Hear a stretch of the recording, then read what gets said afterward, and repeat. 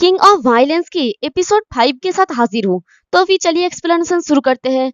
पिछले एपिसोड में हमने देखा था कि गिल्सू पहली बार हिम्मत करके उस लड़के के मुंह पे पंच मारता है और कहता है कि मैं तुम्हारे जैसे बास्टर्ड को पैसा क्यों दूं, भाड़ में जाओ तुम, अब मुझे डर नहीं लगता। बट तभी वो लड़का गिल्सू के हाथ को पकड़ लेता है और कहता है कि वड्डा, क्या ये एक पंच था? तो गिल्सू ये देख के घबरा जाता है और अपने मन में कहता है कि मेरा पंच बिल्कुल भी काम नहीं किया। और उस लड़के के साथ आए हुए तीनों लोग भी काफी ज्यादा हैरान हो जाता है, क्योंकि हमारा गिल्सू बड़ी ही तेजी से उस लड़के के ऊपर पंचेस से पंचेस मार रहा होता है और घबरा के अपने मन में कहता है कि अब मैं क्या करूं, मैंने कभी भी डैमेज के बारे में नहीं सीखा, मैंने बस यही सीखा कि हिट कैसे हुआ जाए। और गिल्सू का एक भी पंच उस लड़के को नहीं लगता। तभी वो लड़का घूम के गिल्सू के मुंह पे एक जोरदार किक लगाता है और कहता है कि कमीने, क्या तुम नाटक या फिर कुछ और कर रहे हो? और वो दोनों लड़के तुरंत ही गिल्सू को पकड़ लेता है। उनमें से एक कहता है कि क्या तुम्हें लगता है कि ये कोई स्विमिंग पूल है? तुम एक विंड मिल की तरह हो। तभी दूसरा वाला हंसते हुए कहता है कि तुम एक बेवकूफ हो, ये समझ गए हम। तभी वो ब्लैक शर्ट वाला लड़का अपने हाथों में कुछ वेपन्स को पहन लेता है और कहता है कि ओहो, तो तुम हमेशा से ही ऐसा लूजर ही थे। और बाकी दोनों को कहता है कि हे, उसे टाइट पकड़ो, एक बार जब उसे पीटा जाएगा तो वो अपना काम ठीक से कर लेगा और ये एहसास होगा कि वो बिना किसी रीजन के ही अपने जगह से बाहर थे। ठीक है, अब दांतों को क्लिंच कर लो। और वो जैसे ही गिल्सू को पंच मारने वाला था तभी ऊपर से जिन आ रहा होता है। तो उसे देखकर वो लड़का कहता है कि वड्डा, बट तभी जिन सीधे उसके नाक पे ही किक मारता है, जिससे उस लड़के का नाक फट जाता है। तो वो लड़का चिल्ला के बाकी दोनों को कहता है कि एक साथ मिलके जाओ। और जिन को देखकर गिल्सू का मुंह तो खुला का खुला ही रह जाता है। तभी जिन भी गिल्सू की तरफ देखता है और मुस्कुरा के कहता है कि ओ, तो ये तुम हो गिल्सू। तभी रेड शर्ट वाला लड़का सीधे जिन की तरफ पंच करने के लिए आता है और चिल्ला के कहता है कि सिट, कमीने, तुम कहाँ से आए हो? बट जिन उसके पंच को डॉज कर लेता है और अपने दूसरे हाथ से उसकी नाक पे मारता है। तभी पीछे से और एक लड़का गाली देते हुए एक डंडे को लेकर आता है। तो जिन उस लड़के की थोड़ी पर भी एक जबरदस्त पंच मारता है, जिससे एक पंच में ही उसका खेल खत्म हो जाता है।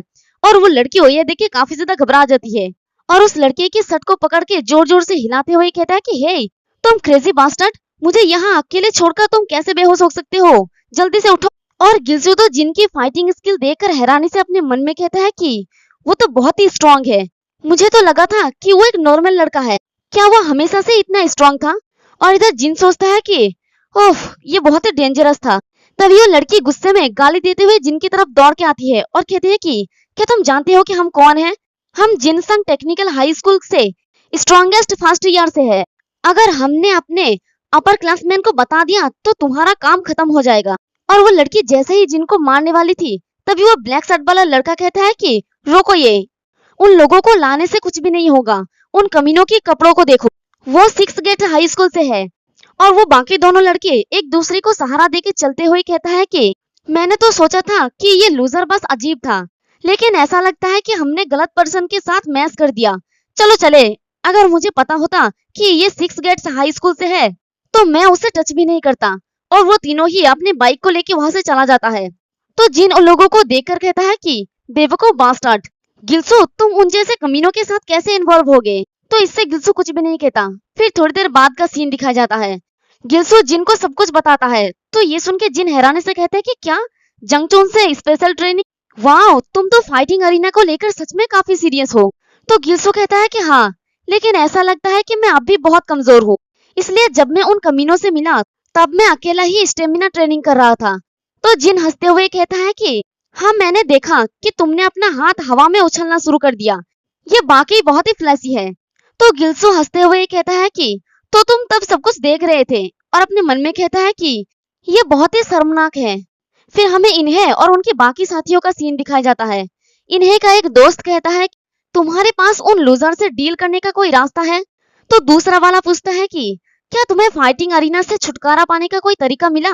तो कांग इन्हें कहता है कि नहीं, उस लूजर ने अपने ही पैर पे शूट कर ली, वो पूरे स्कूल में फाइटिंग अरीना को मना करने वाला पहला पर्सन बन गया है। जब तक कि तुम्हारे पास हाथ और पैर है, कोई भी चाहे वो बुली हो या लूजर, अरीना में फाइट कर सकते हैं। एक ऐसा जगह जहां पर वायलेंस के सामने सब लोग समान हैं, और वो है 6 गेट हाई स्कूल का फाइटिंग अरीना। वो इस बारे में इस तरह इतरा सकते हैं मानो कि ये ग्रेट है, लेकिन अगर तुम इसे अच्छी तरह से देखो तो क्या होगा? तो तुम पाओगे कि ऐसा कायल लोग भी है जो दूसरों को लड़ते हुए ही देखकर एंजॉय करते हैं। लेकिन कभी भी आपस में नहीं लड़ते। लूजर्स का माइंडसेट अभी भी लूजर ही है। तो ये सुन के एक लड़का कहता है कि सच है, वो लोग कभी भी झगड़े में नहीं पड़ते, बिल्कुल भी नहीं। तो दूसरा कहता है कि राइट, वो रूल्स के पीछे छिपते हैं और स्कूल में कंफर्टेबल टाइम बिताते हैं। और इसी के साथ हमारा ये वाला एपिसोड भी खत्म हो जाता है। एक्सप्लेनेशन पसंद आई तो कमेंट करके जरूर बताना। वीडियो को लाइक और चैनल को सब्सक्राइब कर देना। शुक्रिया।